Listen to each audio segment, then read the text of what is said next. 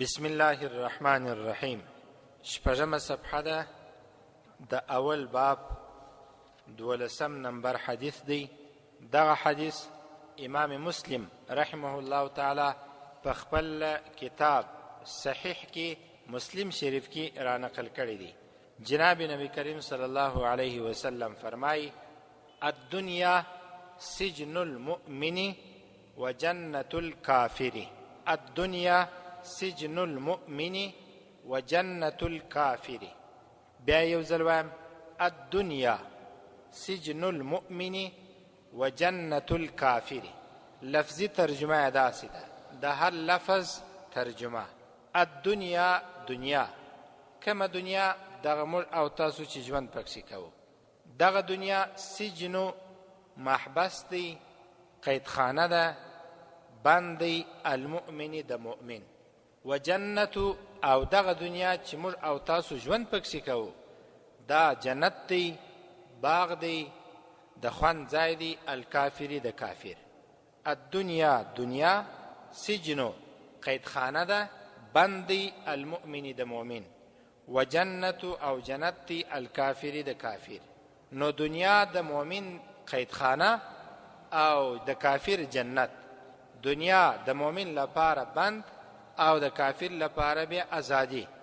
دنیا د مؤمن لپاره د راحت ځای نه، بلکې د کافر لپاره بیا د راحت ځای. نو څنګه د مؤمن لپاره دنیا بند او قیدخانه ده، محبس دی، او کافر لپاره بیا څنګه دغه دنیا جنت کېدلی سي؟ تاسو ان شاء الله تعالی په خپله په دې باندې پوهیږئ. یو لړ قیودات د شریعت له طرفه، یو لړ پابندۍ د شریعت مقدسه له طرفه پر هر مؤمن باندې سته.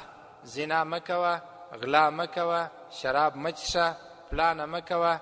هغه شان چې د مؤمن د طبیعت سره موافق وي، د مؤمن طبیعت یې غواړي، الله رب العزت په دنیا کې دغه مؤمن ځینې منع کوي، مې کوه. اما بل طرف ته بیا کافر د دغو ټولو شانو پروا نه کوي.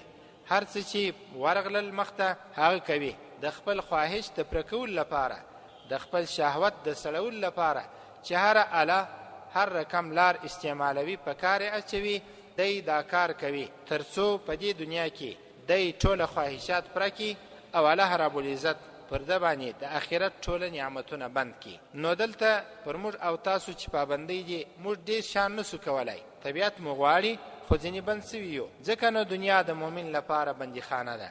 لکه څنګه چې یو بندي په خپل بند کې، په خپله قیدخانه کې ډېر شان نسی کولی، زړه یې غواړي نسی کولی، خبرې باید د یو چا سره وکړي نسی کولی. په دې دنیا کې همداسې شی دی. غواړي د انسان طبیعت چې د نورو ښځو سره خبرې وکړي، مګر بند دی، قیدخانه کې قیدي. غواړي چې باید د پنجرې څخه ووځي، مګر بند دی نسی وتلی. همداسې دغه انسان په دنیا کې ژوند کوي، تر دغه حد باید زور تیر سمه، د خپل طبیعت موافق کار وکم، نسی کولی. خو دا بل طرف ته بیا کافر تر حد ورتیریږي، د نامحرمه چا سره تعلق ساتي، نور هغه کارونه چې د طبیعت او مزاج یې غواړي کوي. ځکه نو دنیا د مؤمن لپاره قیدخانه، د کافر لپاره جنت. او دغه قیدخانه کې چې دغه مؤمن بندي دی، قیدي دی، د بند شپې او ورځې تېروي، په دې کې خوند هم سته. د خواهشاتو قرباني ورکړې ده، د مزاج قرباني ورکړې ده، د طبیعت قرباني ورکړې ده، هر څه یې قربان کړي د الله پر ذات باندې. په دغسې دنیا کې دغسې ژوند کول د مؤمن د همیشه د ابدي زندګۍ د سمېدو لپاره یو ذریعه او سبب کېدلی سي. بله خبره په دې کې دا ده چې الدنیا دنیا هم د دني څخه ده، یعنی هغه شی چې هغه ډېر کمزوري وي، ډېر معمولي وي. الدنیا ډېر معمولي او ډېر کمزور شی، ډېر ضعیف شي ته دنیا ویل کېږي. ځکه نو که چیرې یقینا دنیا د الله په دربار کې قدر درلودی، دومره قدر چې د غماشي د وزر په رقم وای، نو الله رب العزت به خامخا انسانان ته د دنیا په باره کې څه فرمایلی وای. خو د الله رب العزت په وړاندې دنیا د غماشي د وزر په اندازه باندې هم قدر نه لري. او د دنیا ټوله ژوند دا د دوکې ژوند دی او د فریب ژوند دی.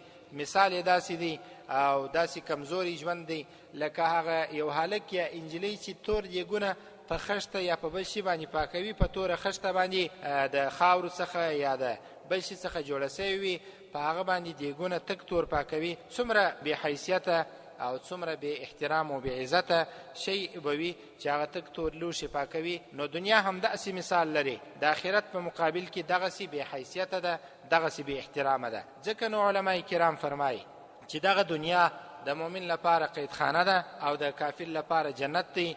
نو د دنیا او د آخرت مثال داسې دی لکه دوې بنې. یو سړی چې په خپله نکاح کې دوې ښځې ولري، دا دواړې ښځې یو د بله قرابت د بنتوب لري، بنې دي. که دا خاوند یوه خوشحاله کوي بله خوا به دې کېږي، که یوه خوا به دې خوشحاله کوي بلې خوا به دې کېږي. همداسې د دنیا او د آخرت مثال دی. که څوک دنیا خوشحاله کوي آخرت کې به تاواني وي، که څوک د آخرت لپاره کار کوي په دې دنیا کې به تکالیف ګالي. نو موږ ته پکار دا د زما ورونو چې د دغه دواړو بنو څخه د دنیا او د آخرت څخه د آخرت لپاره کارونه وکړو، د دنیا څخه بایکاټ وکړو، د دنیا څخه تعلقات قطع کړو. اما داسې نه وایو چې تاسو دنیا مه ګټئ. حلاله دنیا په شرعي حدودو کې حلاله نفقه، حلال رزق، دا داسې عبادت دی لکه یو څوک چې قرآن وایي، دا داسې عبادت دی لکه یو څوک چې لمونځ کوي، داسې عبادت دی لکه اوس چې حاجیان لاړل د حج مراسم ترسره کوي. حلاله دنیا ګټل دغسې عبادت دی. او په اوسني وخت کې تر دغه نو لوی عبادت زما خپله په شخصي نظر به بل نه وي انشاءالله چې حلاله دنیا وګټل سوله، په هغه باندې وجود رالوی سو، بچان رالویان سوله، تربیه یې وسوله او د دوی روزنه وسوله، اصلاح یې وسوله. د دنیا لپاره کار کول د حلال دنیا لپاره دا عیب نه دی، او حلال رزق ګټل عیب نه دی. جناب نبی کریم صلی الله علیه وسلم او نور صحابه کرامو دا کارونه کول، تابعینو کوله. نو تاسو او نور کسان دې په دې نه خجله کیږي چې زه دنیا ګټم او تاسو علم کوئ. کم کسان چې دنیا ګټي، حلاله ګټي، دا یقیني ثوابونه ډېر لري. بل طرف ته به د علم فضیلتونه وي، خود به ډېر وي. خو دا بل طرف ته بیا په قرآن تاسو درواړوئ د حلال رزق فضیلت ډېر دی، بیخي ډېر فضیلت دی. هر ځای چې ذکر کیږي الله فرمایي چې تاسو وبېرېږئ د الله څخه او حلاله دنیا ګټئ، حلاله دنیا ګټئ، کوشش وسي. نو په داسې دنیا کې د مؤمن ژوند خامخا د مشکلاتو تکالیفو څخه وي، او دنیا خامخا د مشکلاتو ځای دی، سنټر او مرکز دی. مشکلات به راځي، مؤمن به خپل مشکلات د شریعت په رڼا کې حلوي. کافر خو آزاد دی، هغه وایي زه آزاد یم، دعوه هم د ازادۍ کوي، خو د دغه محدوده ازادي الله رب العزت د همیشه لپاره په قید باندې وربدلوي. خو زموږ او ستاسو د محدود قید الله رب العزت د همیشه لپاره په ازادۍ رابدلوي. الله دې د عمل کولو توفیق را نصیب کړي. ربنا ظلمنا انفسنا وان لم تغفر لنا وترحمنا لنكونن من الخاسرين. لا إله إلا أنت سبحانك فقنا عذاب النار. وصلى الله تعالى على خير خلق.